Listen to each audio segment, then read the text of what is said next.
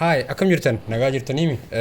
Har'aa waan tokko isinitti agarsiisuudhaan barbaada. Wanti suni maal yoo jettanii akkaataa itti YouTube kiyya subscribe gootanidha. Namoonni tokko tokko hin beeku. YouTube kiyya subscribe godhuudhaaf seenuu isin barbaachisaa jechuudha. Let me go for it. Yes, seennee jirra. Maqaa YouTube kiyya karaa lamaan argachuu dandeettanii jechuudha. Okay.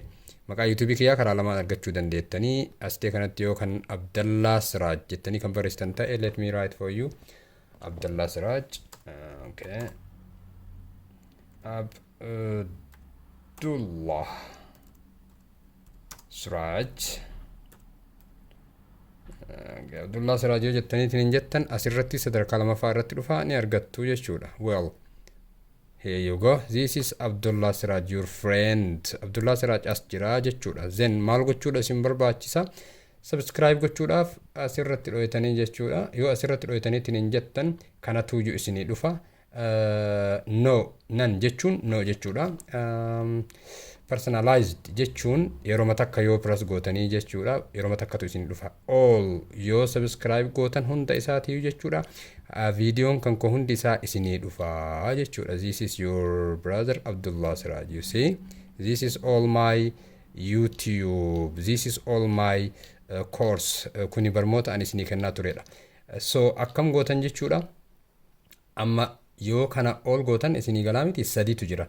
Nan yoo jettan hin goone subscribe hin goone personalize yoo jettan kama tokkichuma qofaadha. Inni hagana mara wanna hin jedhu. Yoo all jettan ammoo videoon ani kanaan dura gadi dhiisee fi akkasuma kan ani si'achi gadi dhiisu hundi isaa isin qaqqabaa jechuudha. So maal gochuu qabdanii subscribe yeroo gootanitti as gootan jechuudha. Okay. Suni duubatti deebi'a. Yoo asirratti dhoytanii kana all yoo gootan videoon ani fuulduratti gadi dhiisu hundi isin qaqqabaa jechuudha. Okay. Kuni barmoota ani kanaan dura gadi dhiisaa turedha. Okay. Barmoota ani kanaan dura gadi dhiisaa turedha. Akkanatti isinii dhufaa jechuudha. Okay. So kan biraa karaan ittiin video kiyya argattan inni lammaffaan jechuudha. Inni lammaffaan let me delete this one.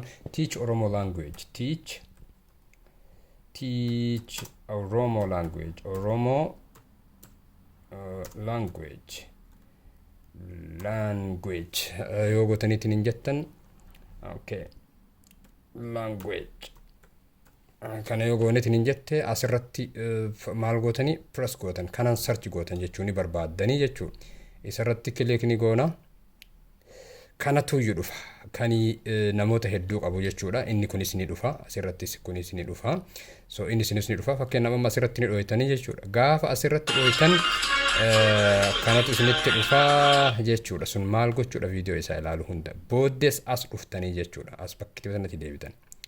Wala waan subscribe goonee fi so kanumatu isinii dhufa jechuudha. Gaafa sanis kanumatu isinii dhufa. Gaafa kun isinii dhufa asin ammoo kun hundi isaatiiyyuu ni jira. Teach Oromo language yeroo jettaniitiin hin jettan kana hunda dhufa. So gaafa inni isinii dhufes asumarratti dhoytanii jechuudha. Yoo personalize gootan takka qofa taha isiniif fayyadu. Duubatti deebitanii achumarratti dhoytanii all ka jedhu kanarratti yoo dhoytan videoon ani kanaan dura gadi dhiise hundi isaa isinii dhufa jechuudha. Okay. Akkasii kana fakkaata jechuudha. Kuni barmoota ani isinii gadi dhiisaa turedha. Yeroo itti aanutti barmoota biraa hanga ani isinii gadi dhiisutti nagayaan naa jiraadhaadha. Kuni barumsa maalidha you see? Nama hedduudha kuni gartee asirratti waan jettanii.